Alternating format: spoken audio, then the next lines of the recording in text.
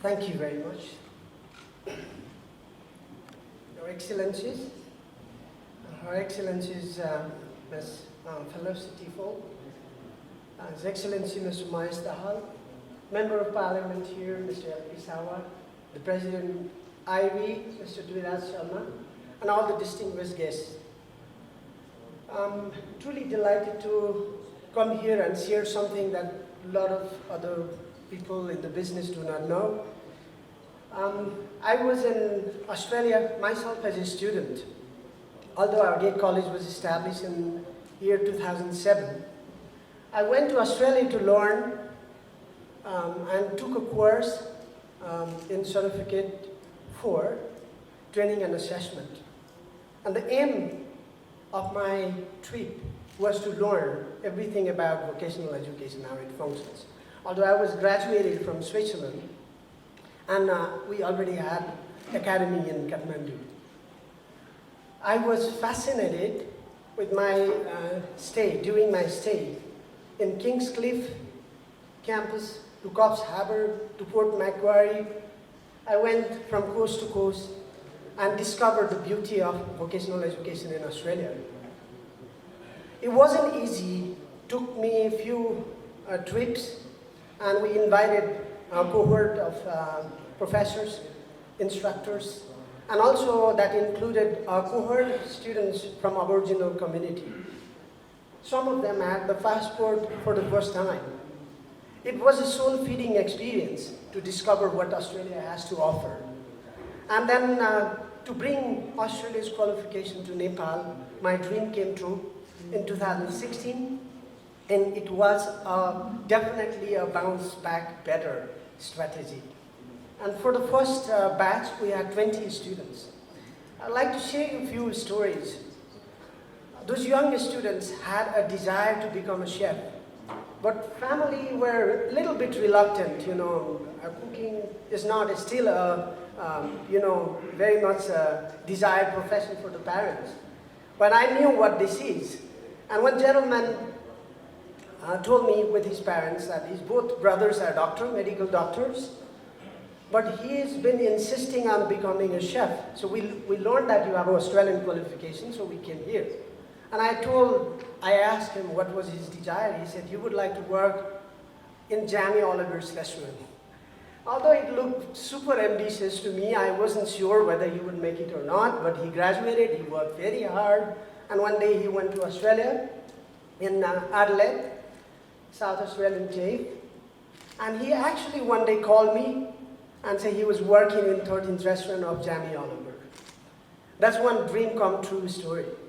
And there was Pratishtha. She always wanted to do her master's in culinary, and now she's in Sydney and fulfilling her dream. And not only those who made it to Australia, the number of leading restaurants here, you'll find the TAFE graduates as a chef. And not only that, some of the graduates are working in diplomatic residence and so on and so forth. I wouldn't like to disclose. So what that means to Nepal is if we are to progress vocational education, that also a world-class education, just like how Australia does it, we need to bring back home. So the account has been open, but we need to nurture, we need to understand what that is. And my dream is to make sure that studying in Nepal or Australia is the same, or those who cannot go for a further education or a higher education, they can go through these pathways and they can integrate better, and then pathways are amazing. And what I would like to say, just like Dr. From the Alumni Association mentioned, I have 5 leaders in our college, including Dr. Kasiraj Pandey is advising in our academy, who just is authoring a book, a sensational book on transformational education. We've got 4 other colleagues, including our head of careers. He graduated from Monash University, and other 2 university graduates who are part of our academy. And they're coming back and supporting the development of this nation. And vocational education, what we would like to do, what we are planning forward, is that to spread this in our outreach center, that is in Pokhara, in Bandipur, and other cities, where students can learn in a local cost and then also have a world-class Australian education. That is possible. And so that has been already started. And I'm very thankful for the trust, for the support.